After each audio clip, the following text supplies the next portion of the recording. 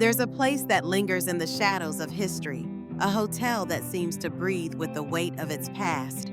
The Crescent Hotel.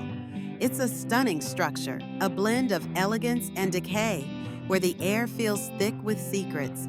I remember my first night shift there, the creaking wooden floors echoing beneath my feet, the ornate chandeliers casting ghostly shadows in the dim light. As I pushed my cleaning cart down the long, narrow corridors, I couldn't shake the feeling that I was being watched.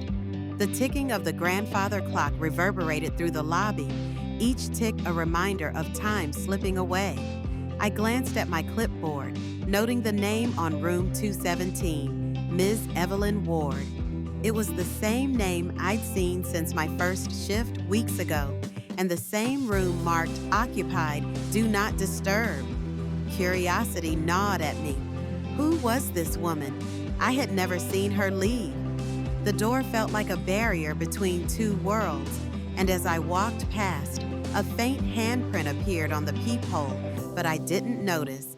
I was drawn to the mystery, to the unanswered questions that hung in the air like the mist seeping in from outside.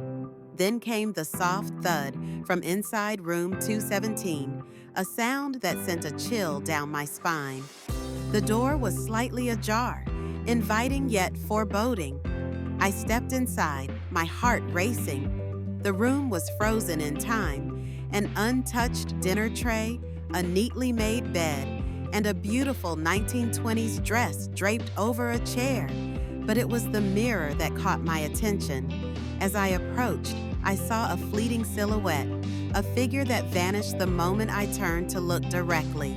The air grew colder as I touched the dress, and a photo on the nightstand revealed Evelyn Ward, smiling in her vintage attire. But something was off. I felt a presence behind me, a cold hand resting on my shoulder, only to disappear when I turned. I whispered to myself, "Who leaves a room like this for decades?" The whispers began, soft at first, urging me to stay.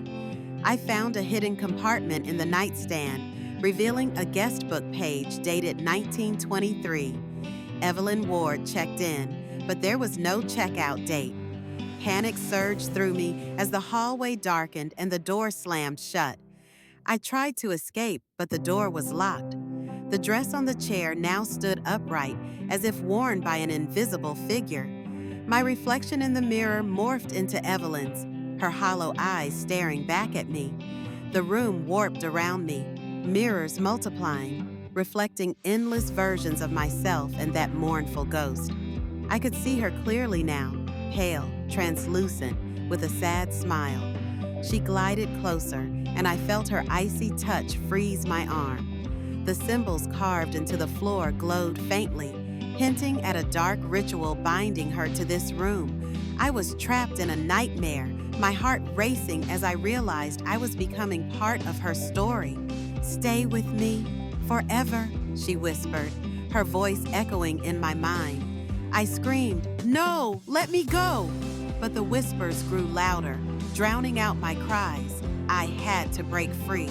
In a moment of desperation, I grabbed a chair and smashed the largest mirror, shattering the reflections that held me captive.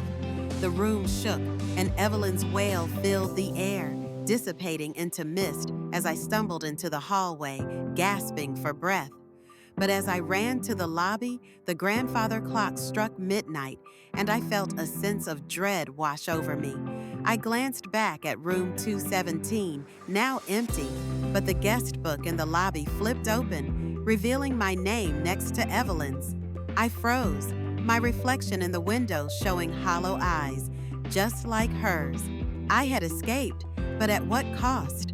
The hotel had claimed me, binding me to its haunted history, forever a part of the Crescent Hotel's dark legacy.